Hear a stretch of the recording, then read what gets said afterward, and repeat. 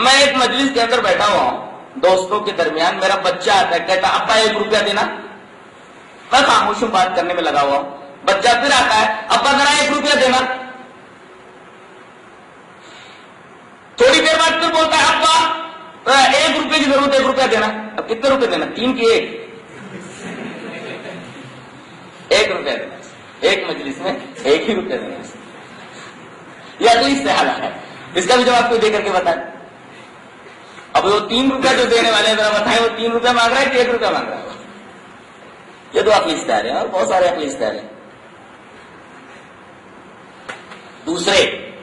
قرآن کی ایک آیت کے خلاف ہے، اللہ تبارک و تعالیٰ نے ارشاد فرمایا یا ایھا النبی اذا طلقتم النساء فطلقوهن لعدتهن واحصوا العدة، اے نبی جب تم عورتوں کو طلاق دو تو ان کی عدت کے لیے طلاق دو۔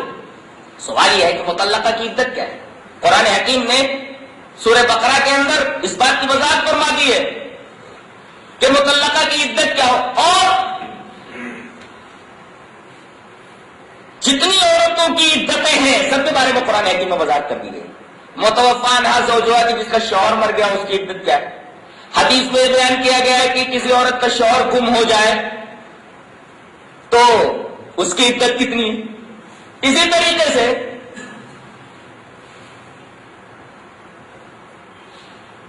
کوئی عورت مطلقہ غیر مدخولہ ہے، اس کی عدت ہے کیا نہیں ہے، پوری وضاحت قرآن حکیم میں اور احادیث میں کر دی گئی ہے۔ اب سورہ بقرہ کی آیت بتا رہی ہے والمطلقات یتربصن بانفسهن ثلاثة قروء، مطلقہ کی عدت 3 حیض ہے یا 3 طہر ہے؟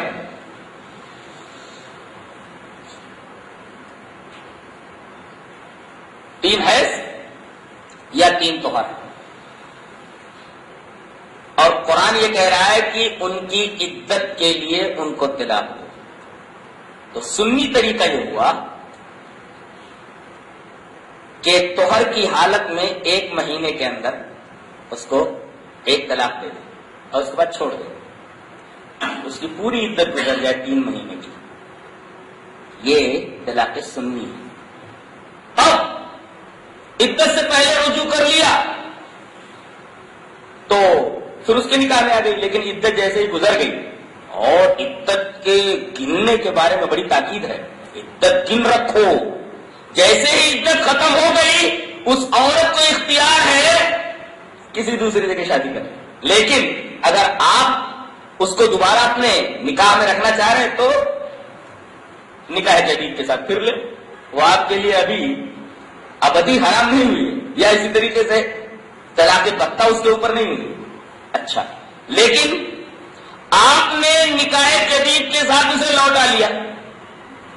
ابھی آپ کو 2 طلاقوں کا حق حاصل ہے، کچھ انتر پھر ہو گئی، پھر 1 مہینے کے اندر آپ نے 1 طہر کے اندر اسے طلاق دے دی عدت کے لیے، 3 مہینے پھر گزر گیا۔ اب آپ چاہیں تو نکاح جدید کے ساتھ اسے واپس لا سکتے ہیں، ورنہ وہ عورت آزاد ہے، اسے اختیار ہے، وہ چاہے تو کسی دوسری جگہ شادی کر سکتی ہے، لیکن اگر آپ اسے شادی کرنا چاہتے ہیں، پھر اپنی نکاح میں رکھنا چاہتے ہیں تو نکاح جدید کے ساتھ پھر اسے لوٹا لیجیے۔ اس کے بعد آپ نے شادی کرنے کے بعد اس سے تیسری بار 1 مہینے کے اندر اس کو طلاق دے دی، اب اس سے رجوع کا حق نہیں رہ گیا، اس لیے کہ اللہ نے فرمایا اب طلاق مرتان، طلاق 2 ہی مرتبہ ہے، 2 مرتبہ طلاق دینے کے بعد رجوع کر سکتے ہو، تیسری مرتبہ طلاق دینے کے بعد تم رجوع نہیں کر سکتے۔ تو طلاق دینے کا یہ سنی طریقہ ہے جو قرآن میں بیان کیا گیا ہے اور احادیث صحیحہ کے اندر بیان کیا گیا ہے۔